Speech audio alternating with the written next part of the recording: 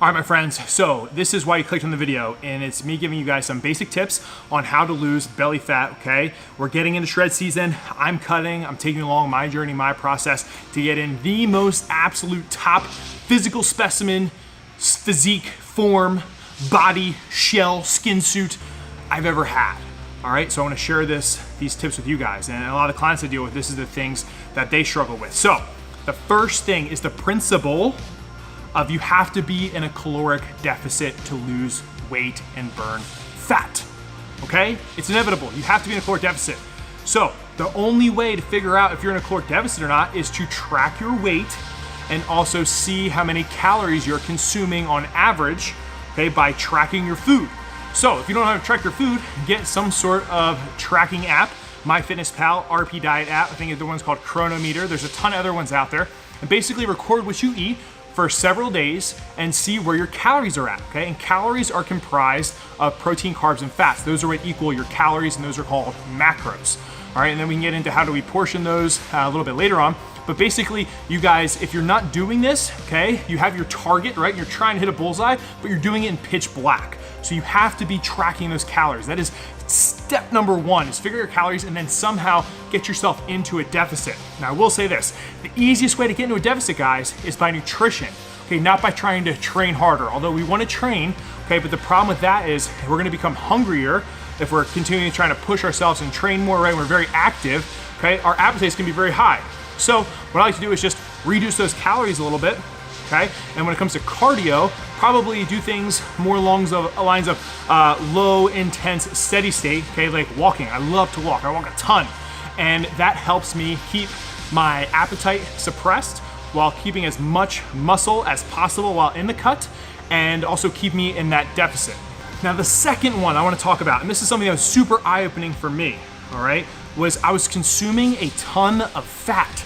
And this is like fat I wasn't thinking about, okay? So it's like, you know, we make our eggs, right? We make our food, we may put a little bit of butter, right? Or we think it's a little butter, right? And then we actually measure how much butter, okay, we're using to, you know, get the pan all nice and lubricated, and it ends up being a ton of calories, all right? Same thing what I was doing, man, coffee, right? I was putting in a ton of creamer, right? And I thought, it's okay. It's just like the only one thing I do a day, right? Only a little slack here. Cut me a little slack, cut me a little coffee break, right? No, that was like a couple hundred calories, right? So just by reducing the amount of creamer I put in, or just switching to a fat-free creamer, right?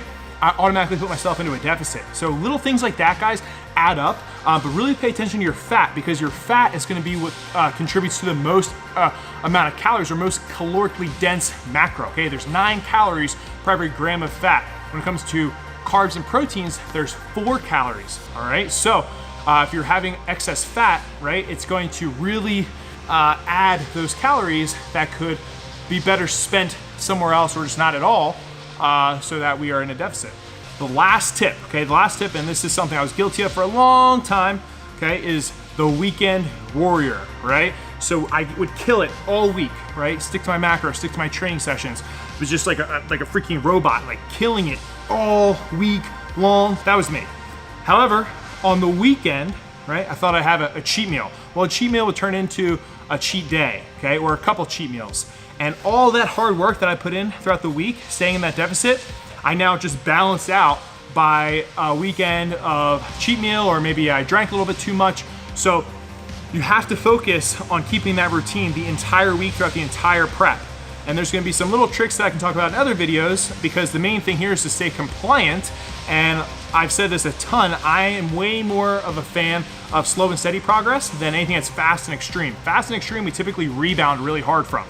Slow and steady wins the race, all right? And it's also gonna keep you mentally sharp throughout the whole thing, and not wanting to cave or have any rebounds with your diet, nutrition, and kind of screwing up your goals, all right? So hopefully those tips helps you guys with, you know, getting shredded for summer, you know, keeping that body fat down or as low as possible, or if you're just starting, you can implement these tips right away. Okay, there you guys have it. We had some training footage, we had some tips on belly fat and staying shredded throughout the summer. Okay, follow me throughout my journey. Make sure you guys are, 1, follow me on Instagram at ZatStrength. 2, join the Facebook group, The Iron Lions, okay, on Facebook. Just put in a request to get in the group, we'll approve you. And then the other one is subscribe to the channel, share these videos with your friends. We want to get to 100K, that's the goal.